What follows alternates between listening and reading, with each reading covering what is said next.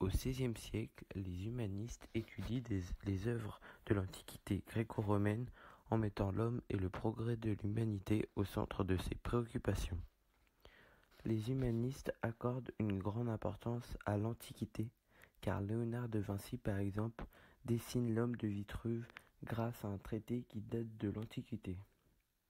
Mais l'homme se distingue des autres créatures, car il ne participe ni des cieux ni de la terre. De plus, l'homme, d'après Jean Pic de la Mirandole, est une créature indéterminée et qu'il est accordé le pouvoir de posséder ce qui lui plaît, d'être ce qui lui semble bon. Le XVIe siècle se distingue du Moyen Âge, car en effet, comme le dit Rabelais à son fils Pantagruel, à son époque, la lumière et la dignité ont été rendues aux lettres. Au XVIe siècle, les humanistes devaient étudier dans le domaine des langues pour l'écriture sainte, pour former son style. Ils devaient aussi apprendre la géométrie, l'arithmétique et la musique, toutes les lois de l'astronomie, du droit civil, c'est-à-dire tout. Selon moi, pour devenir humaniste, il faut tout savoir et ne rien laisser passer. Le domaine des recherches et des sciences a beaucoup évolué au niveau de l'astronomie et dans la connaissance du corps humain. Par conséquent, ils ne peuvent pas vérifier leurs informations si elles sont vraies ou fausses. Erasme, par exemple, est un prince des humanistes.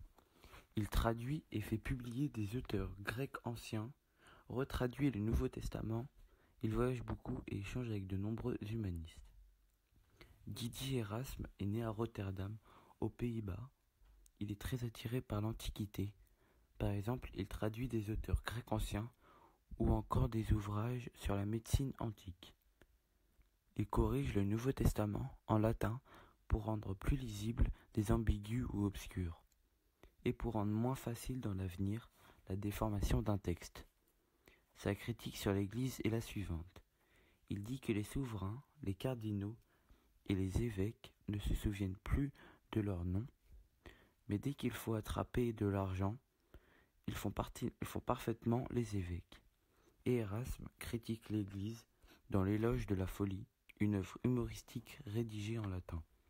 De plus, entre 1494 et 1521, Erasme voyage beaucoup, principalement en Italie, et de plus, durant ces voyages, il rencontre plein d'humanistes européens, comme par exemple à Paris, où il croise Lefebvre d'Étaples, Budet et Paul Émile.